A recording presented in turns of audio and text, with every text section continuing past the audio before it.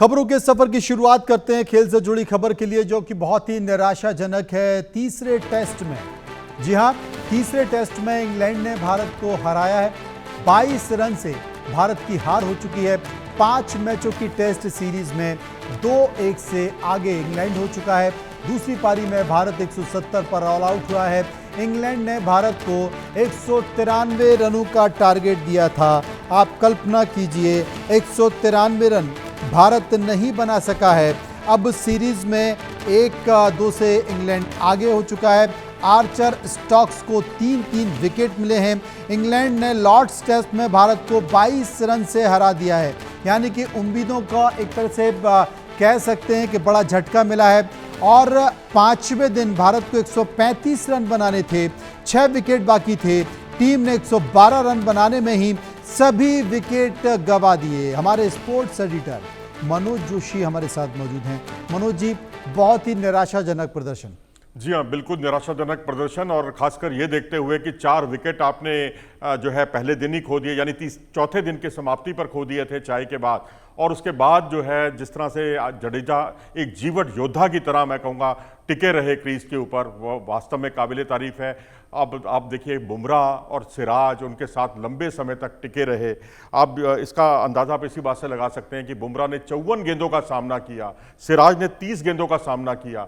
ये स्थिति तो थोड़ी पहले भी आ सकती थी। हमारे जो एक स्लॉप जो होता है ना, एक लॉर्ड्स का जो बनावट है, वो भी बहुत बड़ी भारत के लिए, अब आप बहानेबाजी कहें या कुछ कहें, हम उसका पूर्वानुमान नहीं लगा पाए। उसी तरह से आप शुभमन गिल आउट हुए, उसी तरीके से आप देखें तो करुण नायर आउट हुए।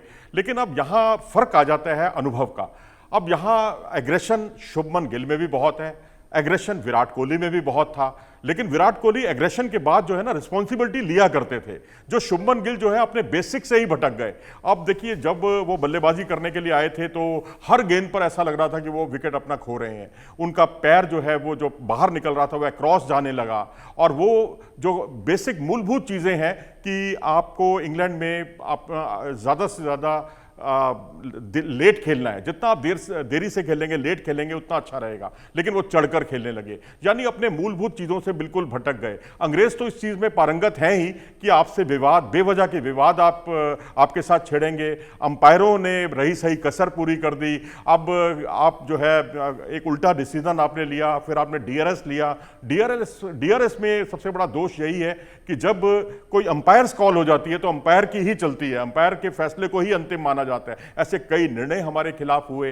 तो अब यहां कुल मिलाकर यह है कि अब स्लोप जो होती है, जहां गेंद, क्योंकि उसकी जो बनावट ऐसी है कि अगर आप डीप कवर की पोजीशन पर अगर आप अपना इलाज करा रहे हैं या बाउंड्री में लेटे हुए हैं, तो आपको मिड विकेट का जो फील्डर है उसका सिर्फ चेहरा दिखता है, पूरी बाउंड्री नहीं दिखती। मैदान वही है, आप पूरे इससे आप अंदाजा लगा सकते हैं कि स्लोप कितना ज्यादा है। मैदान वही है, ये आपने बड़ी महत्वपूर्ण बात की है। और अगर मनोज जी देखा जाए तो भारत के अगर केएल राहुल और जडेजा के अलावा कोई भी खिलाड़ी 15 रन का टारगेट भी पूरा नहीं कर पाए। जी हाँ, दूसरी पारी में तो बदस्तूर यही स्थिति थी। और पहली पारी में हमने जितनी मेहनत की थी, आप ये देखिए, सेंचुरी बनाई थी यहाँ केएल राहुल ने, जसप्रीत बुमराह ने 5 विकेट हॉल किया था। 4 विकेट दूसरी पारी में बहुत शानदार तरीके से हमें मैच में वापस लेकर आए थे वाशिंगटन सुंदर।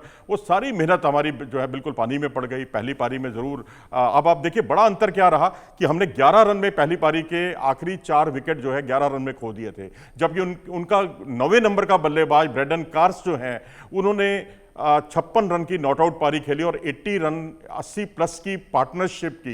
ये दोनों टीमों के बीच का एक बहुत बड़ा उस समय अंतर साबित हुई। और उसके बाद जैसा आपने कहा, बल्लेबाजी में दूसरी पारी में पूरी तरह से हम लोग धराशायी हो गए।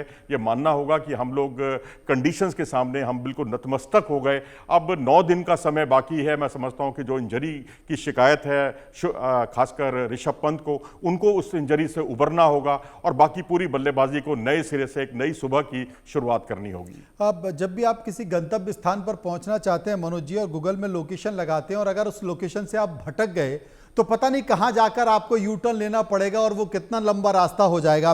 23 तारीख को मैनचेस्टर में एक और मैच जरूर है, एक और खेल खेला जाएगा। लेकिन फिलहाल जो भटकी हुई टीम और भटके हुए खिलाड़ी हमारे हैं, आपको लगता है कि ये वाकई सही रास्ते पे आ पाएंगे? देखिए बर्मिंघम में तो हमने बाजी जीती थी ना, हम मुकाबला पहला हारे थे, वो भी हम जीत सकते थे, वहां 8 कैच हमने टपका दिए। नहीं, अभी लेकिन कुछ ज्यादा भटक गए।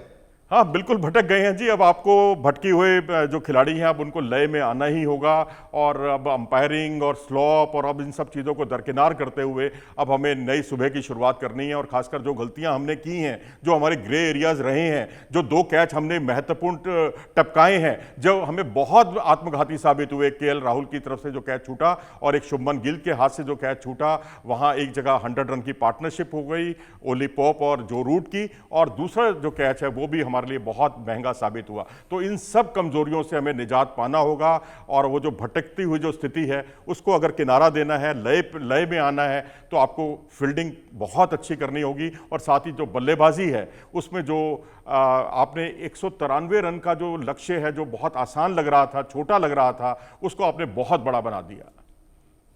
ये बड़ा संकेत है, और सबसे बड़ी बात है कि जो खेल प्रेमी है उनको एक निराशा जैसी स्थिति लगी है। ये जो तमाम तरह के जिक्र आप कर रहे हैं, लेकिन अगर देखा जाए राहुल के अलावा और जडेजा के अलावा बाकी के जो खिलाड़ी हैं जो 15 रन भी नहीं खेल पाए हैं, उसके पीछे का कारण क्या रहा? क्या उनकी एकाग्रता कहीं ना कहीं ठीक से काम नहीं कर पाई, या पिछला मैच जो वो जीते उसमें वो इतने ओवर कॉन्फिडेंस में आ गए कि उनको लगता है कि नहीं सब कुछ हो जाएगा? मुझे लगता है कि यहाँ जो गलतियाँ हमने मूलभूत जो बेसिक चीज़ों पर हमें जाना चाहिए था वो हम नहीं जा पाए। जो इंग्लैंड में खेलने की जो सामान्य पद्धति है, खेलने का जो तरीका है, हम उससे भी भटक गए। क्योंकि आपको जो कहते हैं ना एग्जाम में, आपने जैसे अभी थोड़ी देर पहले उदाहरण दिया, मैं एक उदाहरण देना चाहूँगा कि एग्जाम में आपको खूब रटाया जाता है, खूब तैयारी कराई जाती है, और एग्जाम में जाकर आप सारे क्वेश्चन जो हैं भूल जाते हैं जो कुछ आपने याद किए थे। कुछ ऐसा ही शुभमन गिल के साथ हुआ, जो बेकार की बातों में तो उलझ गए, लेकिन जहां जो काम उनका करने का था, ये वही खिलाड़ी था जिसने पिछले मैच में 250 रन एक पारी में और दूसरी पारी में 250 प्लस और 150 प्लस का स्कोर बनाकर इतिहास का जो है दूसरा सबसे बड़ा स्कोर एक मैच में बनाया था। और कमाल का प्रदर्शन था, सारे रिकॉर्ड अगले पिछले उन्होंने तोड़ दिए थे। क्षमताओं की कोई कमी नहीं है, बस आपको अपने बेसिक्स पर जो है टिके रहना है। अब करुण नायर को देखिए, आपने लगातार मौके दिए, आपने कहा कि मैंने ट्रिपल सेंचुरी बनाई, मैंने इंग्लैंड में जाकर जो है काउंटी क्रिकेट में सेंचुरी बनाई, लेकिन वो सब किस काम की जब आप मौके पर नहीं चले। आपको एक नहीं 6 मौके मिले और आप 40 से ज़्यादा का स्कोर ही नहीं बना पाए। आप टॉप ऑर्डर के बल्लेबाज हैं, नंबर 3 के बल्लेबाज हैं, आपसे वो बल्लेबाजी हुई नहीं। ऋषभ पंत का ये है कि उंगली में उनकी इंजरी थी, और हालांकि 2 चौके उन्होंने जोफ्रा आर्चर पर ज़रूर लगाकर एक उम्मीद जगाई थी, लेकिन वो भी बहुत जल्दी चलते बने। और बाकी के बल्लेबाजों को देखें तो बदस्तूर यही स्थिति रही। केएल राहुल देखें, जो जिनको एक जीवन दान मिला था, कैच छूटा था और एक बार स्लोप की वजह से वो बाल बचे थे, यहाँ वो वैसा कॉन्फिडेंस जुटा ही नहीं पाए। इन 2 घटनाओं ने उन्हें बिल्कुल ही आहत कर दिया। तो जो पहली पारी के शतक वीर थे, और यही वो खिलाड़ी है जिसने पिछली बार 2021 के दौरे में भी सेंचुरी बनाकर भारत को की जीत में बहुत बड़ी भूमिका निभाई थी, वो यहाँ पर नहीं चल पाए। नीतीश रेड्डी हैं, वो भी अब देखा जाए तो क्रीज के कोने से एक ऐसी गेंद थी जिस पर सीम से हमारे जो है वो परेशान हुए। तो ज़्यादातर जो उनकी सीम मूवमेंट है अंग्रेज़ों की, वो हमारे लिए बहुत परेशानी का सबब साबित हुई।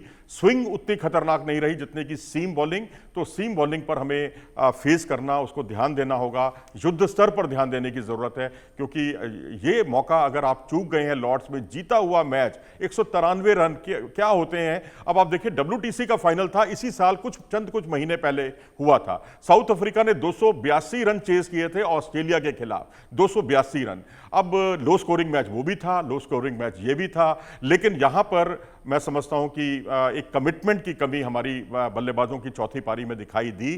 क्योंकि यहां की स्थितियां लीड्स से या अन्य मैदानों से बिल्कुल अलग है। यहां की इंडियन सब कॉन्टिनेंट की तरह चौथी पारी में ज्यादा रन नहीं बनते यहां पर, इस मैदान पर। टॉस हारना हमारे लिए बहुत बड़ा वो था, लेकिन और मनोज जी, आपने सबसे महत्वपूर्ण बात की। इसके साथ साथ मैं आपसे पूछना चाहता हूं, जो 5वें दिन की जो पिच थी, पिच की रिपोर्ट और लेंथ के बारे में भी बहुत चर्चा हो रही है। देखिए जी, लेंथ तो बेसिकली एक जैसे एक स्क्वायर बाउंड्री तो बहुत बड़ी नहीं थी, लेकिन स्लॉप जो है ना, वो स्लॉप के साथ हम एडजस्ट नहीं कर पाए। क्योंकि जिस तरह से हम ये देखते हैं कि ये जैसे हमारी पिच है, ये पिच अगर इस तरह से पिच हो जाए तो उस तरह से हमें अभ्यास करने की आदत नहीं रहती। होता यह कि एक तरफ नर्सरी एंड है, एक तरफ पवेलियन एंड है। नर्सरी एंड से गेंद जो है वो ज़्यादा इन स्विंग होती है, पवेलियन एंड से जो है आउट स्विंग मिलता है बहुत ज़्यादा।